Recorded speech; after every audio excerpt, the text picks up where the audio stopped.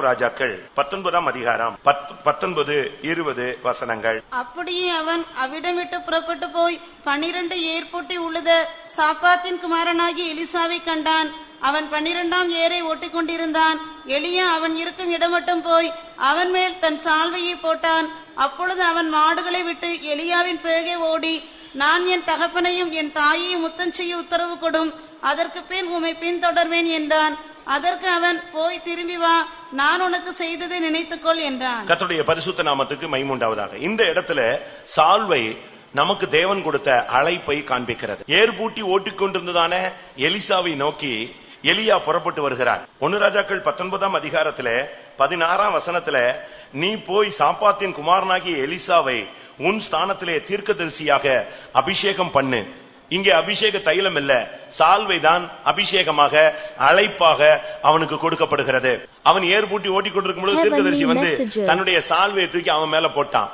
அவன் மேல போட்ட உடனே அவ்வளவுதான், அவன் மேல சால்வை விழுந்த செகண்டே அவன் ஏர் பூட்டுறது ஏர் ஓட்டுறது எல்லாத்தையுமே அப்படியே விட்டுட்டான். அப்படியே அவன் மாடுகளை விட்டு எலியாவின் பிறகே ஓடி, நான் என் தகப்பனையும் தாயத்தையும் சொல்லிட்டு உடனே நான் உமக்கு பின்னே வருகிறேன் என்று சொன்னான். நான் வீட்டுல போய் இன்ஃபார்ம் பண்ணிட்டு நான் உடனே வந்துருவேன்னு சொன்னான். அப்பொழுது அவன் சொன்ன வார்த்தை, இப்பொழுது உனக்கு நடந்த சம்பவத்தை எப்பொழுது நீ மறந்து விடாதே, அது உன் நினைவிலேயே வைத்துக்கொள். சாகிற வரைக்கும் நம்முடைய அழைப்பை நாம் நஷ்டப்படுத்த கூடாது. சால்வை என்று சொன்னால் அழைப்பு. இந்த அழைப்புங்கிற வார்த்தையை கேட்ட உடனே எல்லாரும் நினைக்கிறாங்க இது ஊழியக்காரங்களுக்கு மட்டும்தான் என்னது இந்த அழைப்பு போல் இருக்கு அப்படின்னு. அப்படி அல்ல, ஊழியர்களுக்கு மாத்திரமல்ல, எல்லாருக்கும் இந்த அழைப்பு இருக்கிறது. எதற்காக உங்களை இந்த மார்க்கத்தில் கர்த்தர் கொண்டு வந்தார்? தேவன் நம்மை அசுத்தத்திற்கல்ல பரிசுத்தத்திற்கே நம்மை அழைத்திருக்கிறார்.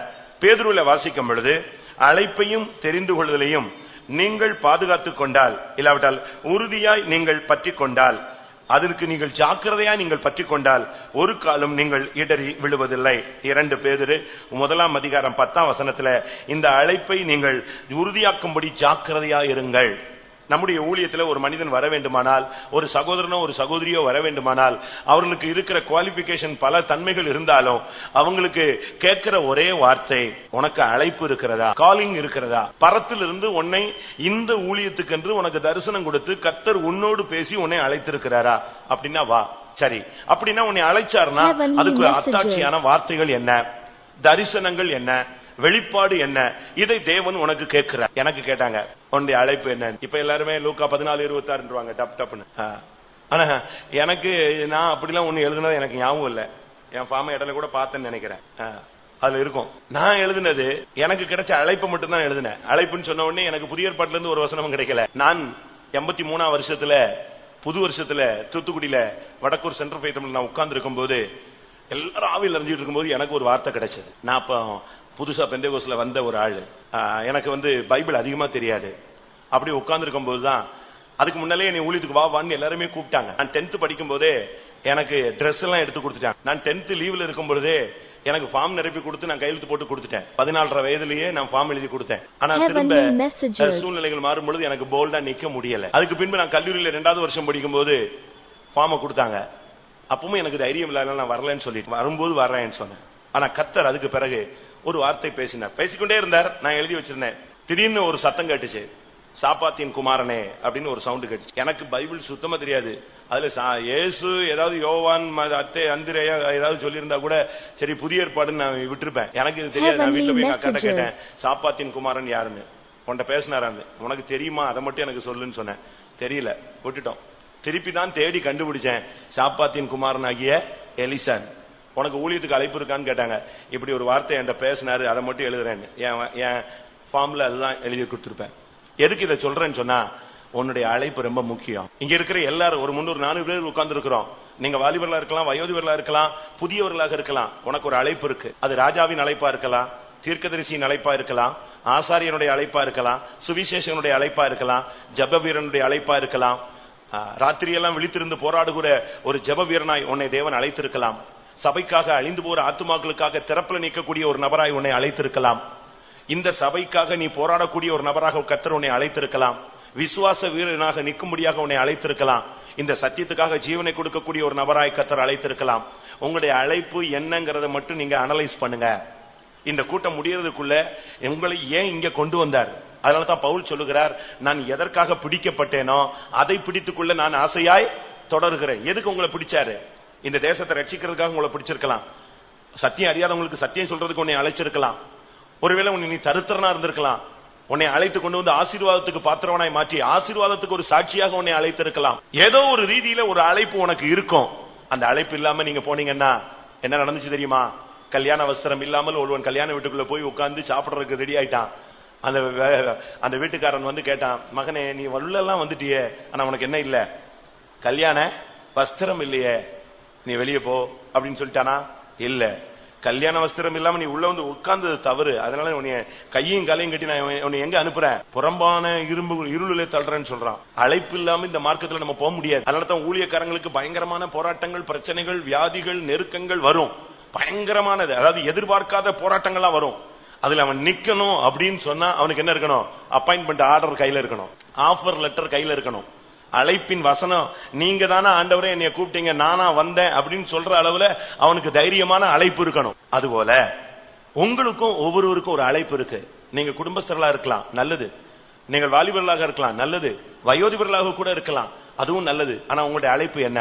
நீங்க எங்களுக்கு வயசாகி போச்சு, ஏதோ நாங்க வந்துட்டு பேருக்கு வந்துட்டு போவோம், அப்படி கிடையாது.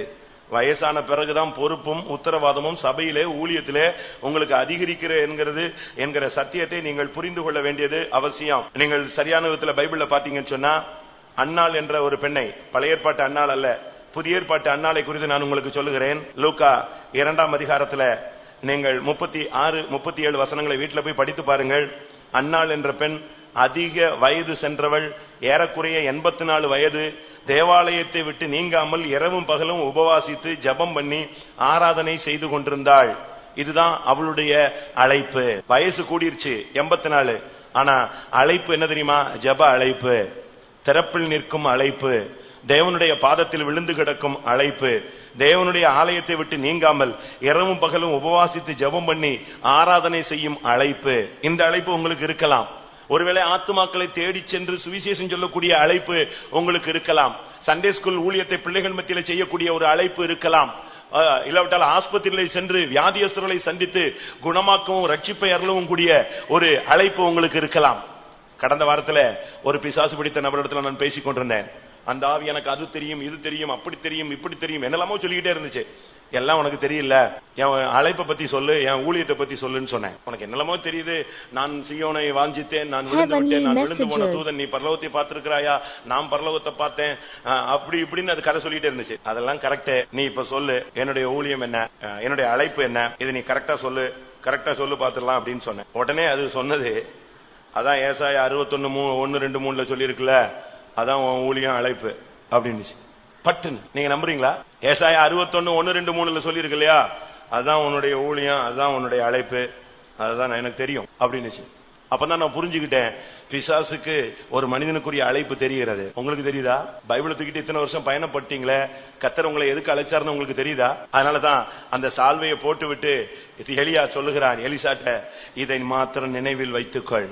உங்களுடைய அழைப்பு என்னங்கிறத நீங்க திட்டவட்டமா பண்ணுங்க. சபைக்குள்ள கொண்டு வந்ததுக்கு ஏதோ ஒரு காரணம் நினைக்காதீங்க. இந்த சபைக்கு சப்போர்ட் பண்றவோ இல்லாவிட்டா ஸ்கஃபோல்டிங், அதாவது இந்த பில்டிங் கட்டுறதுக்கு வந்து சாரம் கட்டுவாங்க, இங்கிலீஷ்ல ஸ்கஃபோல்டிங் சொல்லுவாங்க. அப்படி நம்ம நின்னுட்டு பில்டிங் கட்டி முடிச்ச பிறகு இந்த கம்பெல்லாம் பிரிச்சு எங்கேயே போட்டுருவாங்க, பில்டிங் மட்டும்தான் இருக்கும். அப்படி ஒரு சபையினுடைய சந்தாதாரர்களாக, உறுப்பினர்களாக, ஸ்கஃபோல்டிங்காக நீங்க இருந்துடக்கூடாது. இந்த சபையின் தூண்களாக நீங்கள் நிற்க வேண்டும். பைபிள் அப்படித்தான் சொல்லுது. தூண்களாக எண்ணப்பட்ட கேபாவும் யாக்கோவும் யோவானும் என்று கலாத்தியர் 2ஆம் அதிகாரத்திலே பவுல் பேசுகிறார். அப்படின்னா இந்த நாட்களில நம்முடைய அழைப்பு தான் ரொம்ப முக்கியம். உங்களுடைய அழைப்பு சீயோனின் அழைப்பா இருந்தா அதுக்குன்னு நீங்க ஒப்பு கொடுங்க. உங்களுடைய அழைப்பு எருசலேமின் அழைப்பா இருந்தால் அதற்கென்று நீங்கள் சமர்ப்பியுங்கள். ஜெப வீரனோ, விசுவாச வீரனோ, நீதிமானோ, பரிசுத்தவானோ, உண்மையுள்ளவனோ, உத்தமம் உள்ளவனோ, எந்த அழைப்பு உங்களுக்கு கொடுக்கப்பட்டிருக்கிறதோ அந்த அழைப்புல நின்று நீங்கள் அதுதான் உங்களுடைய ஸ்தானம். அதுல நின்று நீங்கள் ஜெயிக்க வேண்டும். அந்த அழைப்பு நஷ்டப்பட இடம் கொடுக்கவே கூடாது.